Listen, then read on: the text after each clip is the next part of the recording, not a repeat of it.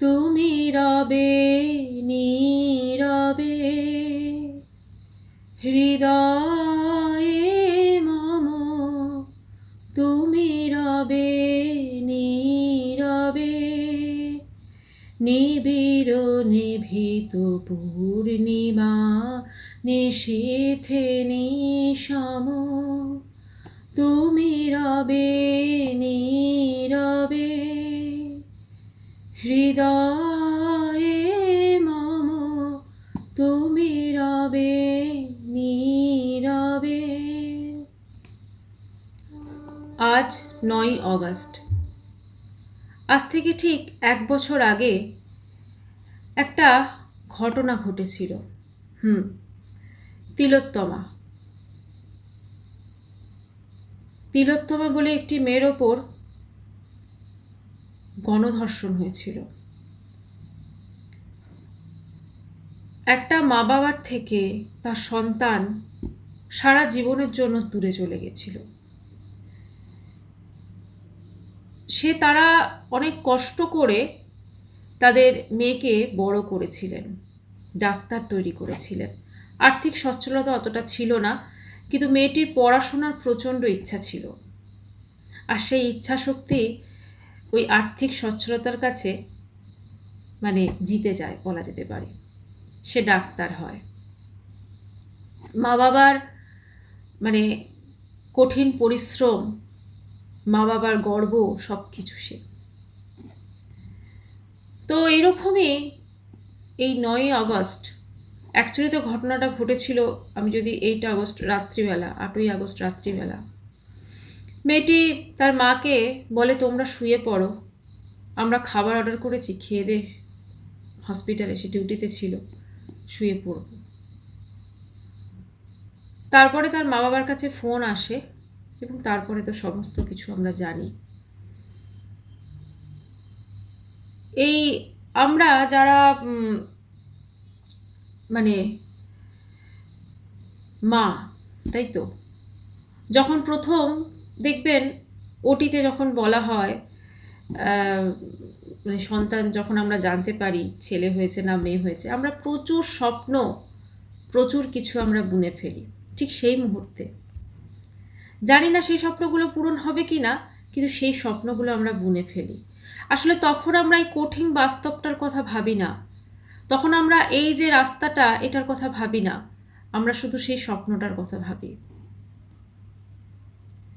ভাবতে অবাক লাগে, এই মেয়েটি যার অনেক কিছু করার ছিল, যার অত সুন্দর হাতের লেখা, অত সুন্দর সব কিছু, সে আমাদেরকে ছেড়ে চলে গেছে, তাকে চলে যেতে বাধ্য করা হয়েছে। মেয়েটির ওই ঘটনার পর ছবিগুলি প্রথমে তো সব জায়গায় সোশ্যাল সাইটে ছিল, বিভৎসটাও ওর কাছে কম হবে ওই ধরনের চিত্র,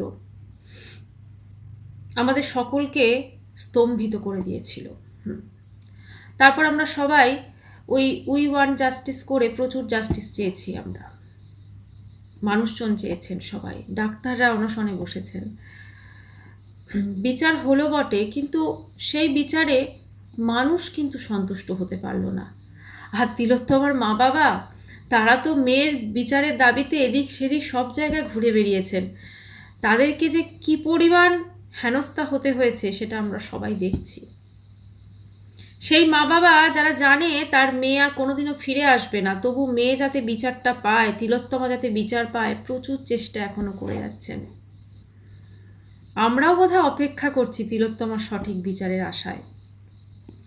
কিন্তু তিলোত্তমার ধর্ষণের পরও কিন্তু আরও ধর্ষণ ঘটেছে। তো এই ল কলেজে যেটা দেখলাম, না, এক্ষেত্রে মেয়েটি বেঁচে আছে, মেয়েটি বলার সাহস পেয়েছে, কিন্তু তবু ধর্ষিতা হচ্ছে, কিন্তু বা হয়তো এমন অনেক জায়গাতে হচ্ছে যার খবর হয়তো আমরা পাচ্ছি না। এখন যখন আমাদের মেয়েরা সব বড় হচ্ছে না, আমরা যখন জানছি কয়েকটা বছর পর হয়তো বাইরে পড়তে টড়তে যাবে, বিশ্বাস করুন কেন যেন মনে হচ্ছে যে ওটা যেন যত পারে দেরি করে আসুক, বলা উচিত না, কিন্তু না, এই একটা চিন্তা। কারণ কি যে হবে কার সাথে সত্যি আমরা এখন কেউ জানি না বোধহয়। মানে কিছু বলার নেই। জাস্ট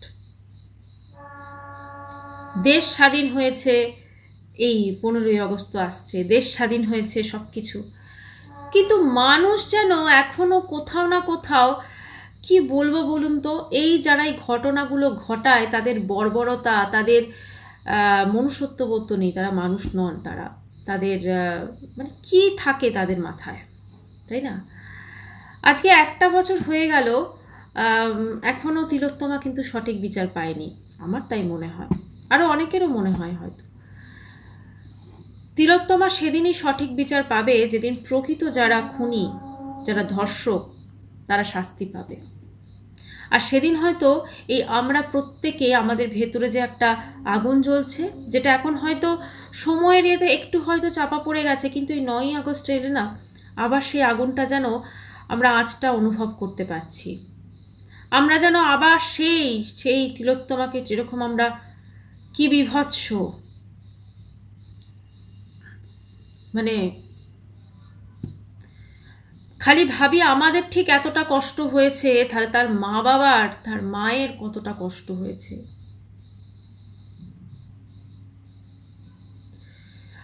এই মানে সত্যি কথা বলতে কি, যারা ধরুন এখন শুনছি যারা ওয়েস্ট বেঙ্গলের বাইরে পড়তে যাচ্ছে, বা অনেক শ্রমিক যারা, তারা নাকি নিরাপদ নয়, কিন্তু সত্যি কথা, মানুষ কোথায় নিরাপদ বলুন তো? অনেকে আমরা মনে করি যে হ্যাঁ, ক্যারাটে শেখালে বোধহয় তারা ওই প্রতিকূল পরিস্থিতিতে করতে পারবে, জানি না সত্যি কথা মানে কি আসতে চলেছে আগামী দিন। কিন্তু এটুকু বলতে পারি, তিলোত্তমা কিন্তু এখনো বিচার পায়নি, এখনো তিলোত্তমা বিচার পায়নি। চলছে, প্রসেস চলছে, সব কিছু চলছে, আমরা দেখছি। আমরা 1 বছর দেখেছি, আরও হয়তো আমাদেরকে অনেক বছর দেখতে হবে, কিন্তু আমরা সকলে একটা আশা করতে পারি, তিলোত্তমা যেন সঠিক বিচার পায়। কারণ সে শুধুমাত্র একজন ডাক্তার ছিল তাই নয়, সে কারোর মেয়ে ছিল, কারোর সন্তান ছিল, তাকে তার মা কিন্তু 9টা মাস ওই গর্ভে ধারণ করে, তারপরে অনেক কষ্ট, যেরকম প্রত্যেকটা মা করে থাকে, জন্ম দিয়েছিল, তাকে কষ্ট করে লালন পালন করে বড় করেছিল, কেউ তাকে ধর্ষণ করবে বলে নয়। কতটা নৃশংস ছিল সেই চিত্র, যেটা আমরা প্রত্যেকে দেখেছি প্রায়, কতটা নৃশংস ছিল সেই চিত্র, সেটা দেখা যায় না। মেয়েটির শরীরের হাড় গোড় ভেঙে দেওয়া হয়েছিল, তার মা দেখলাম আজকে একটা ইন্টারভিউতে বলছে মেয়েটির চুলটা পর্যন্ত ছেঁড়া ছিল মাথার, আর ও যে কি চিত্র ছিল সেটা আমরা দেখেছি। সত্যি ভাবতে অবাক লাগে, এরকম একটা নৃশংস হত্যাকাণ্ড বলুন, ধর্ষণ, যা কিছু হয়ে গেল, 1 বছর হয়ে গেল, এখনো সঠিক বিচার হলো না। এটা ভাবতে অবাক লাগে। We want justice, real justice. আজকে ডাক্তাররা, যেটা কালকে বোধহয় অনেক কর্মসূচির কথা তারা বলছিলেন, তাদের আজকে আছে, আজকে অনেক কিছুই কর্মসূচি হয়তো হচ্ছে, কিন্তু এই সবের মাঝখানে একটা জিনিস মনে রাখতে হবে, মেয়েটি যেন বিচার পায়, এবং এটা নিয়ে যেন কোনো রাজনীতি না হয়, এটা যেন কোনো রাজনীতির কোনো টপিক না হয়ে যায়, মেয়েটি যেন সত্যিকারের বিচার পায়, এটাই। কারণ আমাদের প্রত্যেকের ঘরে ঘরে মেয়ে আছে, আমরা সত্যি খুব মানে ভীত সন্ত্রস্ত আমরা ওইসব দেখে, মানে খুবই আমরা প্রত্যেকে ওই ঘটনাটা ঘটার পর যাদের মেয়েরা বড় হচ্ছে, আমরা সত্যি তারপর থেকে ভীষণই, আমরা টিউশন গেলেও ভয় লেগেছে, সমস্ত কিছু, যেখানেই থাক, ওয়েস্ট বেঙ্গল থাক কি বাইরে থাক, প্রত্যেকটা মায়ের কিন্তু ভয় লেগেছে যারা এই ঘটনাটা জানে। একটাই বলবো যে ঈশ্বরের কাছে প্রার্থনা করি যেন তিলোত্তমা এর পরের বছর 9ই আগস্ট আসার আগে যেন বিচারটা পেয়ে যায়। এবছর তো 1 বছর হয়ে গেল, বিচার এখনো হলো না, সঠিক বিচার এর পরের বছর যেন বিচারটা পেয়ে যায়, এটাই। কারণ খুব জরুরি, জানেন তো, একটা দৃষ্টান্তমূলক শাস্তির ভীষণ দরকার আছে, সঠিক ন্যায় বিচার দরকার আছে, আর এইটা নিয়ে কোনো রাজনীতি নয়, সঠিক বিচার।